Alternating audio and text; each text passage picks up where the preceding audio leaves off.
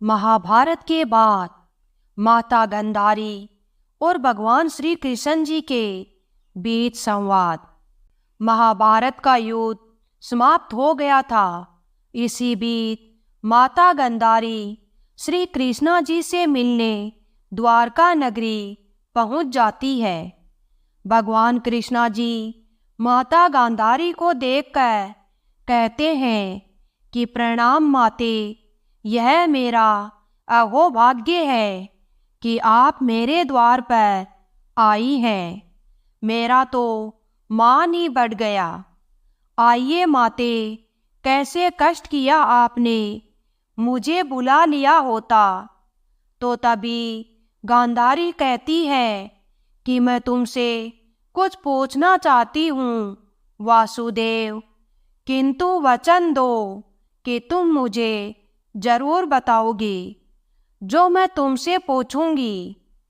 तो भगवान श्री कृष्ण जी कहते हैं कि आप जो पूछने आई है, यदि मुझे उसके विषय में ज्ञात होगा तो अवश्य बताऊंगा।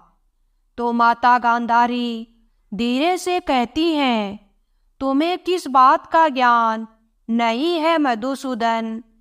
तुम अंतर्यामी न होते तो मैं तुम्हारे पास आती ही क्यों? भगवान श्री कृष्ण जी मुस्कुराकर बोले, पूछिए माते, प्रतीक्षा किस बात की कर रही हैं? क्या जानना चाहती हैं आप?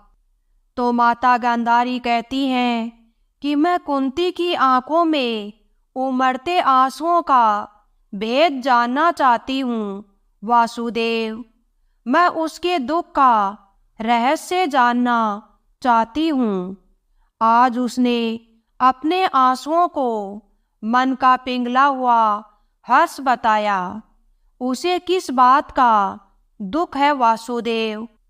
तो भगवान श्री कृष्ण जी कहते हैं कि हे माते, दुख तो जीवन में इस प्रकार रहता है जिस प्रकार सूरज के साथ किरण और चंद्रमा के साथ चांदनी रहती है।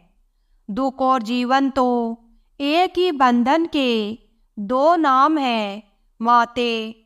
जब तक शरीर में प्राण रहते हैं तब तक जीवन में दुख रहता है। दुख से तो उस समय छुटकारा मिलता है जब स्वयं जीवन से छुटकारा मिल जाए। माता गांधारी करुणा भरे स्वर से बोली, उसे क्या दुख है वासुदेव? यदि ये अश्रु मेरी आंखों में होते तो कोई आश्चर्य न होता, क्योंकि मैंने तो एक एक करके अपने 100 पुत्रों को खो दिया है। मेरा सारा जीवन अश्रुओं में डूब चुका है, परंतु कुंती ने तो कुछ भी नहीं खोया। सारा संसार जानता है कि उसके 5 पुत्र थे और 5 पुत्र जीवित हैं। भगवान श्री कृष्ण जी बोले, सारा संसार यह अवश्य जानता है कि उसके 5 पुत्र जीवित है, क्योंकि सारा संसार यह समझता है कि उनके 5 ही पुत्र थे। किंतु जो संसार समझता है, क्या केवल वही सत्य होता है माते? तो माता गांधारी कहती है, तो सत्य भी तो यही है मधुसूदन। तो भगवान श्री कृष्ण जी कहते हैं, संसार उस सत्य को नहीं देख पाता जो समाज के खोखले आदर्श और परंपराओं और आडंबरों के कारण स्वयं को छिपाने पर विवश हो जाता है। माता गांधारी कहती है कि तुम क्या कह रहे हो वासुदेव? मैं कुछ समझ नहीं पा रही हूँ। यदि यह सत्य नहीं तो फिर सत्य क्या है? तो भगवान श्री कृष्ण जी बोले, सत्य यह है माते कि बुआ कुंती के 5 नहीं 6 पुत्र थे। तो माता गांधारी बोली, नहीं, यह कदापि नहीं हो सकता। तो भगवान श्री कृष्ण जी बोले, यदि ऐसा न होता तो आपको उनके असुरों में अंगारों जैसी गर्मी का अनुभव भी नहीं होता माते। माता गांधारी डर सी गई और बोली, किंतु उसका छठवां पुत्र कौन था? तब भगवान श्री कृष्ण जी बोले, अंगराज कर्ण।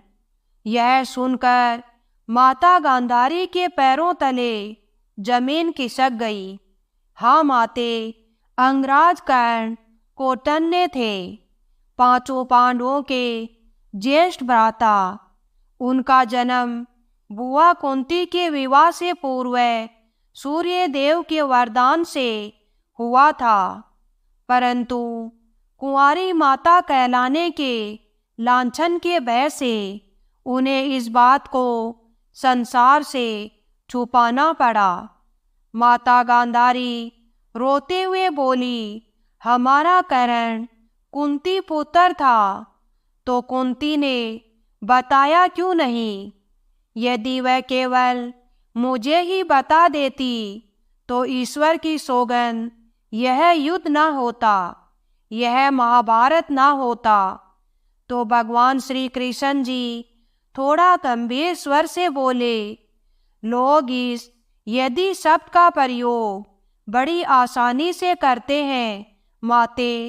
बड़ी आसानी से लोग यही कहते हैं कि यदि ऐसा हो जाता तो ऐसा न हुआ होता, किंतु लोग इतना नहीं जानते कि इस यदि शब्द के हाथ तो इतने छोटे होते हैं कि वह भाग्य के लेख और होनी और नियति के पास भी नहीं पहुंच सकते। उसे रोकना तो बहुत दूर की बात है माते। होनी और नियति ने यह पहले ही निर्णय कर लिया था कि महाभारत का युद्ध होगा, इसलिए कोई इस युद्ध को नहीं रोक सकता था। तो माता गांधारी कहती हैं कि तुम ठीक कह रहे हो वासुदेव, इस युद्ध को कोई नहीं रोक सकता था, होनी तो होकर ही रहती है। भगवान श्री कृष्ण जी आगे कहते हैं कि हे माते, सुख और दुख सर्दी और गर्मी की तरह होता है। सुख और दुख का आना सर्दी और गर्मी के आने जाने जैसा ही है, इसलिए इन्हें सहन करना सीखिए। जिसने गलत इच्छाओं और लालच का त्याग कर दिया है, सिर्फ उसे ही शांति मिल सकती है। इस सृष्टि में कोई भी इच्छाओं से मुक्त नहीं हो सकता, लेकिन बुरी इच्छाओं को छोड़ जरूर सकता है।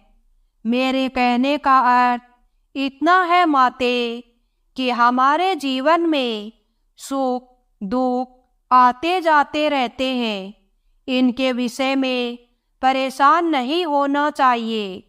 अगर दुख है तो उसे सहन करना सीखना चाहिए, क्योंकि आज दुख है तो कल सुख भी आएगा।